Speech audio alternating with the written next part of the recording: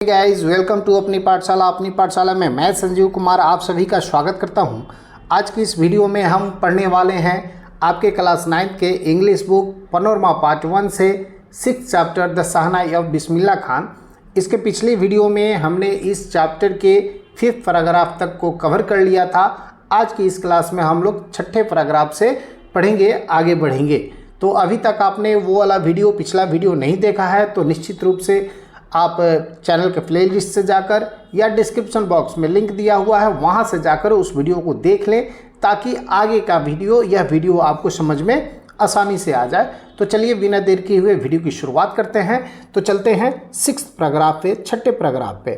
तो देखिए 6ठा पैराग्राफ कहता क्या है कि एट द एज ऑफ 14, यानी अब उस्ताद बिस्मिल्लाह खां 14 वर्ष के हो चुके हैं और बिस्मिल्लाह accompanied his uncle to the Allahabad music conference, और 14 वर्ष की उम्र में अपने मामा अली बख्श के साथ वह इलाहाबाद म्यूजिक कॉन्फ्रेंस में हिस्सा लेने के लिए पहुंचते हैं। ये जो वर्ड देख रहे हैं आप, accompanied का मतलब था साथ देना, यानी अपने मामा का साथ देने के लिए वह इलाहाबाद म्यूजिक कॉन्फ्रेंस में पहुँचते हैं और वहाँ पे उनकी भेंट होती है उस्ताद फैयाज खान से।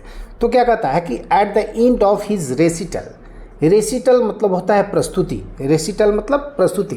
तो अपने प्रस्तुति के अंत में उस्ताद फैयाज खान, यानी आप बिस्मिल्लाह खां के प्रस्तुति के अंत में उस्ताद फैयाज खान, जो उस समय के बहुत ही ग्रेट महान शहनाई मेस्ट्रियो थे, शहनाई वादक थे, उन्होंने इस यंग बॉयज़ बैक, ठीक ना, पैटेड द यंग बॉयज़ बैक, इनके पीठ को थपथपाया और कहा work hard you shall make it, कि तुम कड़ी परिश्रम करो, तुम बहुत आगे तक जाओगे, तुम जो चाहते हो वो पाओगे। तो शायद उनके प्रतिभा को, उस्ताद बिस्मिल्लाह खां के प्रतिभा को उस्ताद फैयाज खान ने उनके 14 वर्ष के उम्र अवस्था में ही उनको पहचान लिया था, उनके प्रतिभा को।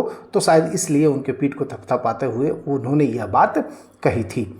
With the opening of the all India radio Lucknow in 1938 came Bismillah's big break.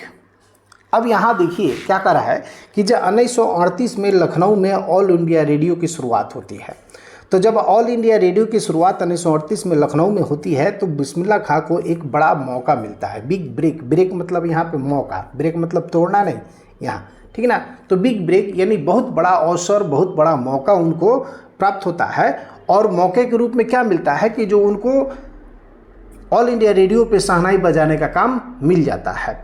He soon became an often heard shehnai player on the radio, और बहुत ही जल्द उनको रेडियो पे शहनाई प्लेयर के रूप में सुना जाने लगा।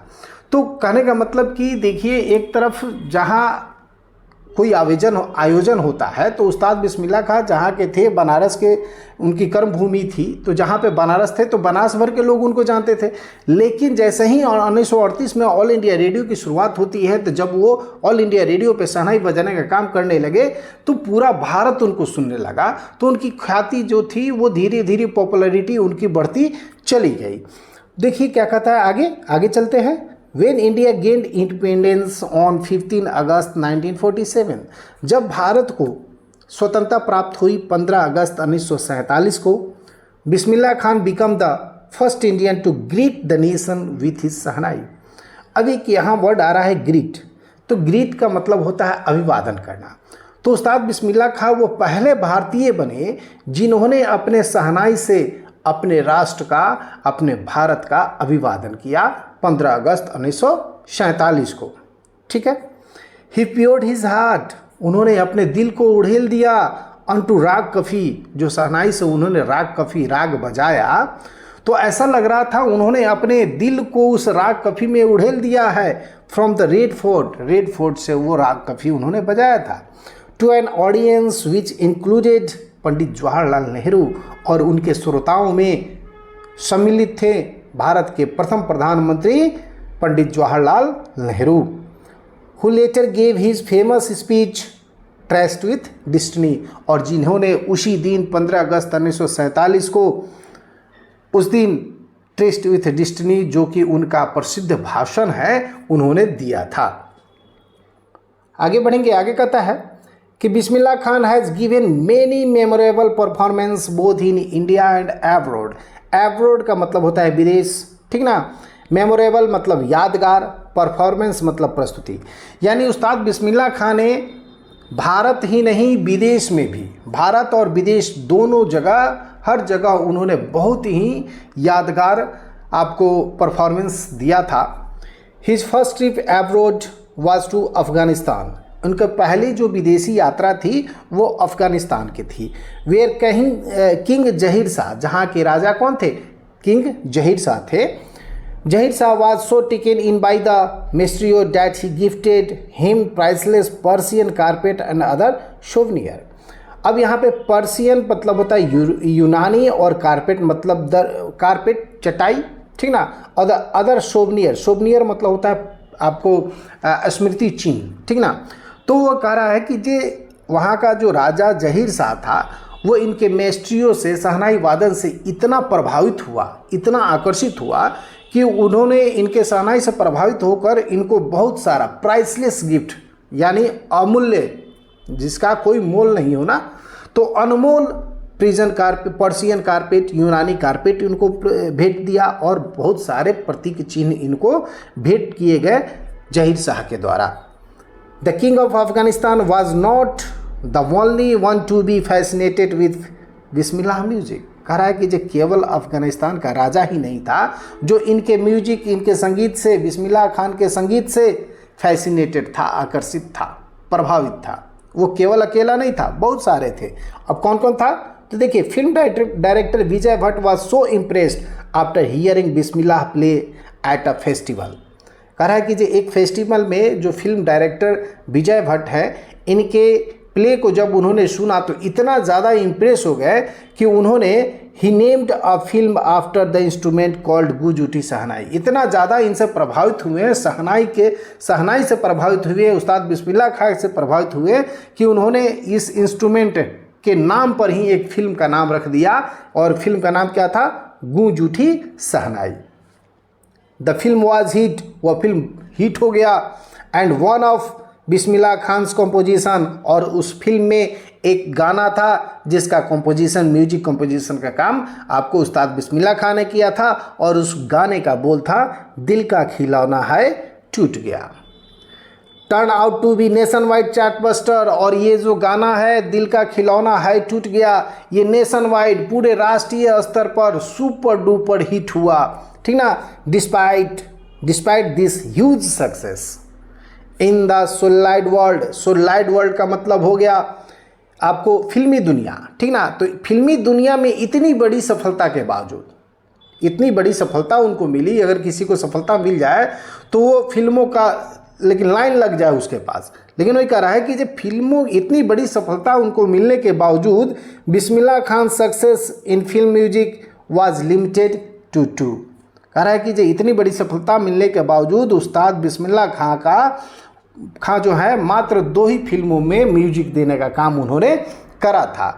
एक फिल्म था विजय भट्ट की गूंज उठी शहनाई और दूसरा था विक्रम श्रीनिवास का कन्नड़ वेंचर आपको सनाधि अपना। मात्र 2 ही फिल्मों में उन्होंने काम करा था। एक था गूंज उठी शहनाई और दूसरा विक्रम श्रीनिवासन का कन्नड़ फिल्म सनाधि अपना।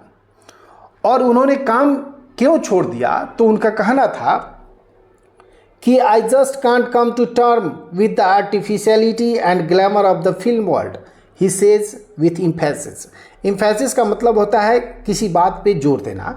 तो जोर देते हुए उन्होंने कहा कि जो इस फिल्मी दुनिया की जो आर्टिफिशियलिटी है और ये ग्लैमर मतलब शान शौकत, चकाचौंध, तो ये जो चकाचौंध है उससे मैं अपने आप को एडजस्ट नहीं कर पाता, समायोजन नहीं कर पाता, उसके कारण मैं यह फिल्मी दुनिया छोड़ रहा हूँ, ठीक है। तो ऐसा उन्होंने कहकर वो फिल्मी दुनिया को छोड़ दिया। यानी वो चकाचौंध और वो आर्टिफिशियलिटी, क्योंकि शुरू से ही यह नेचर से जुड़े हुए व्यक्ति थे, गंगा की लहरों से ये इंस्पायर थे, ठीक ना। तो ये जो इनको नेचर से इनको इतना लगाव था जिसके कारण वो फिल्मी दुनिया के आर्टिफिशियलिटी को पसंद नहीं किया करते थे, जिनके कारण उन्होंने आगे फिल्मों में काम नहीं किया। Award and recognition come thick and fast. Award यानी पुरस्कार, रिकॉग्निशन मतलब हो गया पहचान। तो अवार्ड और पहचान बहुत तेज़ी से बहुत तेज़ी से और बहुत अधिक प्रसिद्धि इनको मिली। Bismillah Khan became the first Indian to be invited to perform at the prestigious Lincoln Center hall in the United State of America.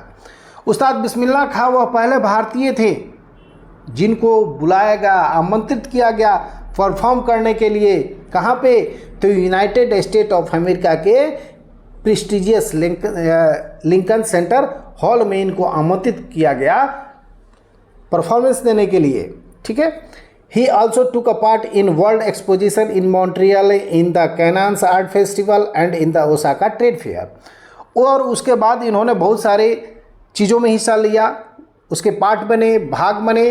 किसके? तो देखिए, मॉन्ट्रियल में होने वाले वर्ल्ड एक्सपोजिशन में भी इन्होंने भाग लिया, कैनन्स के आर्ट फेस्टिवल में भी लिया और ओसाका के आपको ट्रेड फेयर में भी उन्होंने हिस्सा लिया था। So well known did he become internationally, और ये क्या कहता है कि जो so well known did he become internationally that an auditorium in Tehran was named after him, तहार मॉस्की उस्ताद बिस्मिल्लाह खान। तो ये कहता है कि अंतर्राष्ट्रीय स्तर पर वो इतने ज़्यादा प्रसिद्ध हो गए कि एक ऑडिटोरियम जो तेहरान में था, तेहरान में एक ऑडिटोरियम का नाम इनके नाम पर रख दिया गया, और उस ऑडिटोरियम का नाम क्या रखा गया? ताहर मॉस्की उस्ताद बिस्मिल्लाह खान। तो वो ऑडिटोरियम कहाँ था? तेहरान में था, आप याद रखेंगे, जिसका नाम इनके नाम पे रखा गया है, और उसका नाम भी आप याद रखेंगे, ताहर मॉस्की उस्ताद बिस्मिल्लाह खान। ये प्रश्न सीधे सीधे आपसे ऑब्जेक्टिव में पूछे जा सकते हैं। आगे कहता है national awards like Padma Shri, Padma Bhushan, Padma Vibhushan were conferred on him. यानी भारत के जितने भी सर्वोच्च पुरस्कार 4 होते हैं ना, पद्मश्री, पद्म विभूषण, उसके बाद भारत रत्न, इन चारों अवार्डों से उनको नवाजा गया था। इतने महान व्यक्ति उस्ताद बिस्मिल्लाह खान थे। ठीक है। तो ये कहता है कि नेशनल अवार्ड जितने भी थे, चाहे वो पद्मश्री हो, पद्म भूषण हो, पद्म विभूषण हो, उन सभी से इनको नवाजा गया। और अंत में 2001 में in 2001 Ustad Bismillah Khan was awarded India's highest civilian award Bharat Ratna. और अंत में 2001 में उस्ताद बिस्मिल्लाह खान को भारत के सर्वोच्च नागरिक पुरस्कार भारत रत्न से भी नवाजा गया। With the coveted awarded resting on his chest, his eyes glinting with rare happiness. कह रहा है कि जब ये भारत रत्न उनके चेस्ट पे, यानी भारत रत्न से जब इनको सम्मानित किया जा रहा था, हिज आइज ग्लिंटिंग मतलब होता है चमक, तो रियर हैप्पीनेस से उनकी आंखें जो थी वो चमक उठी। और वो कहते हैं he said all I would like to say teach your children music, this is Hindustan's richest tradition, even the west is now coming to learn music. क्या कहता है कि all I would like to say, मैं आप सभी से कहना चाहूँगा, उस्ताद बिस्मिल्लाह क्या कहते हैं कि मैं आप सभी से कहना चाहूँगा कि टीच योर चिल्ड्रन म्यूजिक, कि आप अपने बच्चों को म्यूजिक सिखाइए, क्योंकि यह हिंदुस्तान की, भारत की सबसे धनी परंपरा है। रिचेस्ट मतलब धनी, और ट्रेडिशन मतलब परंपरा, सबसे बड़ी परंपरा है। Even the west is now coming to learn our music, क्योंकि जो विदेश के लोग हैं, जो वेस्टर्नर हैं, यानी जो यूरोपीय लोग हैं, वो आज भारत आ रहे हैं हमारे म्यूजिक को, हमारे संगीत को सीखने के लिए, जबकि हम अपने संगीत को नहीं सीखना चाह रहे हैं। तो वही उनका कहना था कि भारत के लोगों, आप अपने बच्चों को संगीत सिखाओ, म्यूजिक सिखाओ। इन spite of having travel all over the world, Khan साहब, इनको खान साहब के नाम से भी जाना जाता है उस्ताद बिस्मिल्लाह खान को। तो ये कहता है in spite of having travelled all over the world, he is fondly called exceedingly fond of Banaras and Dumraon, they remain for him most wonderful towns of the world. कहता है कि पूरी दुनिया का इन्होंने भ्रमण किया खान साहब ने, लेकिन जो लगाव, जो प्रेम इनको बनारस और डुमराव से था, वो दुनिया के किसी शहर से नहीं था। वही कहता है कि दुनिया के सबसे खूबसूरत शहरों में इनको मानते थे उस्ताद बिस्मिल्लाह खान। किसको? एक बनारस को और दूसरे डुमराव को। बनारस जो इनकी कर्म भूमि थी, और डुमराव जो इनकी जन्मभूमि थी, मदरलैंड था। A student of his once wanted him to head a shehnai school in USA। अब क्या कहता है कि जे एक इनका स्टूडेंट था जो यूएसए में एक शहनाई स्कूल खोलना चाहता था और चाहता था कि उस्ताद बिस्मिल्लाह खां उस शहनाई के स्कूल के हेड बन जाए, प्रिंसिपल बन जाए। ठीक है। The student promise to recreate the atmosphere of Banaras by replicating the temples there. और वो स्टूडेंट जो था वो जानता था कि उस्ताद बिस्मिल्लाह खां को बनारस से बहुत ज़्यादा लगाव है, डुमराव से वो बहुत ज़्यादा लगाव रखते हैं, कभी भी वो बनारस नहीं छोड़ेंगे। तो उसने यह वादा किया कि जब मैं वादा करता हूं कि बनारस के जैसा यहाँ का एटमॉस्फेयर, यहाँ का वातावरण मैं आपको क्रिएट करके दूंगा, रिक्रिएट करके दूंगा। रिप्लिकेटिंग द टेम्पल्स कैसे, यानी बनारस में जिस प्रकार के टेम्पल्स हैं, मंदिर हैं, उसी प्रकार के मंदिर यहाँ पे मैं आपको रिक्रिएट करके दूंगा। आपको नहीं लगेगा कि जब बनारस से बाहर हैं, मैं वादा करता हूँ। बट खान साहब आस्क हिम, लेकिन इस बात को लेकर खान साहब उससे पूछते हैं कि if he would be able to transport river Ganga as well. कहते हैं कि यदि तुम गंगा को यहाँ ला पाओ तो मैं तैयार हूँ। ठीक ना। Later he remembered he have to have said. कहता है कि जी बाद में इन बातों को उन्होंने याद करके कहा था कि that is why when ever I am in foreign country I think only of Banaras and the Holy Ganga and the while in Banaras I miss unique मठ of डुमराव। कहता है कि जब कहते हैं कि यही कारण है कि जब कभी भी whenever I am in foreign country, जब मैं कभी भी विदेशों में रहता हूँ, विदेशों में रहता हूँ, तो आई थिंक ओनली बनारस, तो मैं केवल बनारस और होली गंगा यानी पवित्र गंगा के बारे में सोचता हूँ वाइल इन बनारस। और जब मैं बनारस में होता हूँ तो आई मिस द यूनिक मठ ऑफ डुमराव, तो डुमराव के उस यूनिक मठ के बारे में, मठ को मैं याद करता हूँ। ठीक है, आगे बढ़ते हैं। Shekhar Gupta, when partition happened did not you and your family think of moving to Pakistan. Shekhar Gupta जो कि एक जर्नलिस्ट हैं, पत्रकार हैं, वो पूछते हैं इनसे कि क्या जब भारत का विभाजन हुआ, भारत और पाकिस्तान का विभाजन हुआ, तब क्या आपने और आपके परिवार ने कभी पाकिस्तान जाने के बारे में नहीं सोचा? तो उस्ताद बिस्मिल्लाह खां का जवाब क्या होता है, रिप्लाई क्या देते हैं, तो देखिए रिप्लाई उनका क्या देते हैं। कहते हैं खान साहब कि गॉड फॉरबिड मी लिव बनारस, मैं बनारस छोड़ दूं, भगवान मुझे क्षमा करे। ठीक है, यानी नेवर कहने का मतलब भगवान उस्ताद बिस्मिल्लाह खां कभी भी बनारस छोड़ के नहीं जाना चाहते। वही कहते हैं कि जब मैं बनारस छोड़ दूं, अगर मैं बनारस छोड़ता हूं, छोड़ने के बारे में सोचता भी हूं, तो भगवान मुझे माफ़ करें। I went to Pakistan once, मैं एक बार पाकिस्तान गया था। आई क्रॉस द बॉर्डर, मैंने बॉर्डर को क्रॉस किया। जस्ट टू से, बस यह कहने के लिए कि I have been to Pakistan, बस यह कहने के लिए मैं बॉर्डर को क्रॉस किया कि मैं पाकिस्तान गया हूँ। I was there for an hour, मैं वहाँ घंटों रहा। आई सेड्स नमस्कार टू पाकिस्तानीज, पाकिस्तानियों को मैंने नमस्कार कहा। सलाम अलैकुम टू इंडियंस, सलाम अलैकुम कहा हमने भारतीयों को। आई हैड गुड लाफ, और मैं ज़ोर ज़ोर से हंसा। और ये अंतिम जो 3 लाइन है बहुत ही इम्पोर्टेंट है।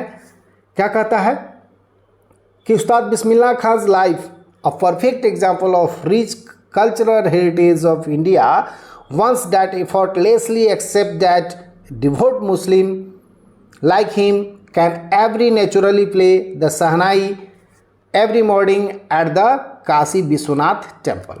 कहता है कि उस्ताद बिस्मिल्लाह खां का जो जीवन है वो भारत की समृद्धि एवं सांस्कृतिक विरासत का सर्वोत्तम उदाहरण है। लेकिन परफेक्ट एग्जाम्पल आप समझ सकते हैं, यानी अगर भारत की समृद्धि और सांस्कृतिक विरासत को आप समझते हैं तो समझिए कि जो वो उस्ताद बिस्मिल्लाह खां का जीवन है। यानी इनके जीवन को आपने समझ लिया, उस्ताद बिस्मिल्लाह खां के जीवन को आपने समझ लिया, तो समझिए कि जब आप भारत के समृद्धि और सांस्कृतिक विरासत को आपने समझ लिया। ये बस इसलिए है क्योंकि ऐसी विरासत है भारत में, भारत के सांस्कृतिक विरासत ऐसी है कि जहाँ पे एक कट्टर मुस्लिम डिवोट मुस्लिम कि जैसे लोग प्रतिदिन काशी विश्वनाथ मंदिर में बैठकर, हिंदुओं के पवित्र स्थल पर बैठकर शहनाई बजाना, ये हमारी भारत की विरासत है, सांस्कृतिक विरासत है, हमारी सब समृद्धि है, हमारी संस्कृति है। और शायद यही कारण है कि भारत के जो स्वतंत्रता सेनानी थे, चाहे वो डॉक्टर भीमराव अंबेडकर हो, चाहे वो पंडित जवाहरलाल नेहरू हो, चाहे मौलाना अब्दुल कलाम आज़ाद हो, चाहे वो डॉक्टर राजेंद्र प्रसाद हो, पंडित जवाहरलाल नेहरू हो, इन सबों ने जब संविधान बनाया तो भारत को एक धर्म निरपेक्ष, पंथ निरपेक्ष राष्ट्र घोषित किया। और यही कारण था कि हम पहले से ही जात पात पे को नहीं मानते थे, हम सब मिल के रहते थे, यानी हिंदू मुस्लिम सिख ईसाई, हम सब आपस में भाई भाई। यही भारत पूरे देश को, पूरे विश्व को, पूरे वर्ल्ड को यह संदेश देता रहा है और आगे भी देता रहेगा। आशा है यह चैप्टर आपको बहुत अच्छा लगा होगा। अगर अच्छा लगा हो तो वीडियो को लाइक कर दे, चैनल को सब्सक्राइब कर दे। फिर मिलेंगे अगले वीडियो के साथ। जय हिंद,